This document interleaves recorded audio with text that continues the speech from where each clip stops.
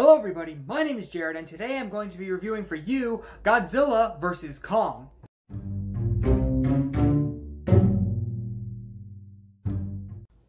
Godzilla vs. King Kong, a rematch that fans have been waiting for who knows how long right now. The original came out in 1972, I believe, and that one was pretty much everything you would expect from a kaiju movie from that area. Basically, a bunch of guys in rubber suits or whatever the material was made out of, ecking it out over like some stupid set filled with toy tanks and things like that. While the original movie is, you know, pretty silly, especially for most of the aspects, it actually is a rather entertaining movie. I have seen it, and while the plot isn't all that great, hey, it does give you King Kong against Godzilla, and in that movie, King Kong is the one who emerges victorious. In this movie, the tables turn as Godzilla is the one who emerges victorious. So, what happens in the movie? It's been a very long time since Kong Skull Island, and I think only 1 year, I believe, since Godzilla King of the Monsters. Godzilla has, and the Titans haven't exactly gone on a rampage in so long when all of a sudden Godzilla emerges one day and attacks a new corporation called Apex for unknown reasons. A conspiracy theorist named Bernie captures the whole thing on his... He doesn't capture the whole thing, but he's there to witness it. But before he leaves, he witnesses a strange piece of technology that looks similar to an eye. Meanwhile, on Skull Island, Kong has grown so big and so powerful that the environment there just won't exactly suit him anymore. And with Godzilla on a rampage, Team Kong, which I don't remember any of their names, I only remember Gia, the deaf girl who can communicate with Kong, they decide to find Kong a new home and maybe, just maybe, find a way to stop Godzilla as well. Now, one of them is hesitant to bring Kong out because she knows that Kong is a threat to Godzilla's throne. Even though Kong doesn't really have any interest in becoming the king of monsters, he just wants to find a home, but Godzilla doesn't know that. So, after a few convincing and talking and things like that, they take Kong over to Antarctica, or at least that's where they're headed, because they have a tunnel there that leads to the Hollow Earth, which is basically the center of the Earth where all of the giant monsters roam freely. Along the way, they, of course, end up getting attacked by Godzilla, because the movie promised you Godzilla fighting King Kong, so that's what they give you.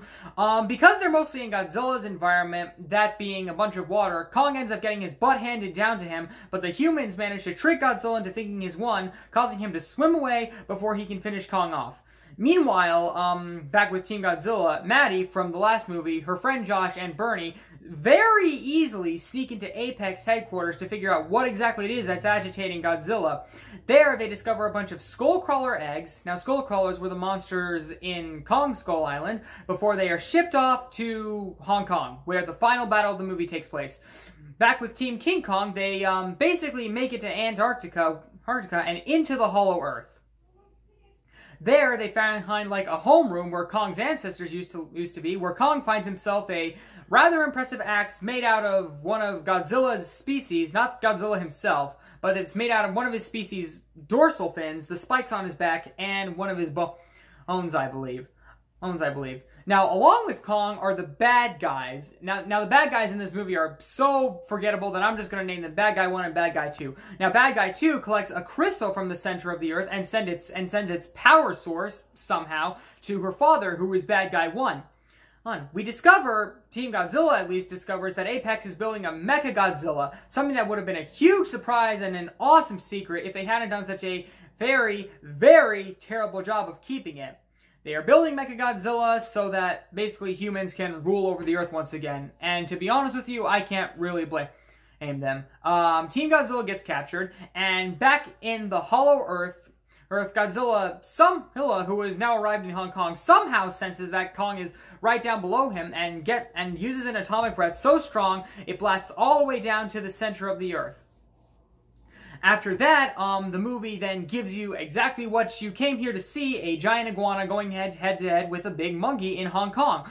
The fight is rather short, but it's also rather fantastic. You can actually see what's happening due to how lit up Hong Kong is, and the action is really awesome. There's a point where Godzilla gives like an evil laugh. It's something disturbing, but whatever. So after a rather epic fight, Kong once again ends up losing, and that's the last time they fight, so Godzilla is the one who ends up winning in this movie.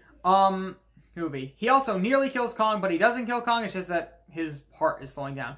Back at headquarters, they're using one of King Ghidorah's skulls to power up Mechagodzilla, and I'm pretty sure that King Ghidorah's consciousness, like, takes control of Mechagodzilla, because when Mechagodzilla comes alive, it begins to think for itself, and it immediately kills bad guy once. Yeah, that happened. After that, Mechagodzilla and Godzilla go head-to-head, but because Godzilla is so exhausted from his fight with Kong, Mechagodzilla gets the upper hand. Meanwhile, Team Kong basically revives Kong by restarting his heart with a giant flying spaceship thing or whatever. And then, in a nutshell, Kong helps Godzilla defeat Mechagodzilla because we always need a team up in these versus movies. And then after that, Godzilla just basically wanders off, still the king of monsters, and Kong gets a new home in Hollow Earth, and that is the ending of the movie, and that's basically the plot of the entire movie. So, what did I like about this movie? What I did like about the movie is that the movie gives you exactly what you want. It's not like the first two Godzilla movies where it's mostly about the humans and Godzilla is more of a side character. Godzilla is a side character, but he is in the movie a lot. You do get to see him destroy cities, and he's actually there instead of seeing the aftermath of the cities or a different monster do it. You get to see the King of Monsters be the King of Monsters. And Kong is awesome in this movie. Kind of. He actually sort of spends the entire movie getting his butt handed down to him, and not just by Godzilla. Like, he nearly suffocates to those giant bat things back in Hollow Earth. But his fun to see, mostly because of his interactions with Gia. Now, yeah, Gia doesn't... A lot of the humans don't get much screen time, but his relationship with Gia is there, and it's very sweet, it's very cute, and the fights, like I said, they are short, but they are very, very awesome and entertaining to see. I found Team Kong to be a lot more interesting than Team Godzilla because we spent a lot more time with them. They seemed like they actually had motives and some sort of bit of a personality, whereas Team Godzilla was just kind of there as side characters that you wouldn't really care about. I mean, to be honest with you, I think that if the movie didn't have Team Godzilla, it would probably have still been a good movie. But yeah. Also, the music in this movie was phenomenal. Like, I don't know what it was, but it was very appropriate to the scenes that it was in, especially the scene where Kong kills Mechagodzilla with the giant glowy axe thing. So, that was very cool. The scenes are pretty good. The CGI isn't bad at all. And, I did like that there was a lot of callbacks to the original Godzilla vs. King Kong, or at least King Kong vs. Godzilla back in 1972, such as when King Kong stuffs a giant tree in Godzilla's mouth. In this movie, Kong stuffs his axe in Godzilla's mouth before Godzilla can use his atomic breath.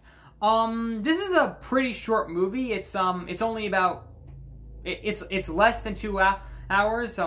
That's actually another thing I liked about the movie. Because it was so short, it got straight to the point. There weren't any annoying side quests or stupid, oh no, my son is dead, or oh no, my husband is all the way over there. He's not coming to help me, even though he clearly should. Yes, so that was very, very, very well appreciated. As for what I... No. Mechagodzilla was cool too. He isn't really in the movie a lot because it's mostly about Godzilla vs. Kong. But in the time he is in the movie, he's an actual threat. He's very awesome, and I still think that he was being possessed by King Ghidorah.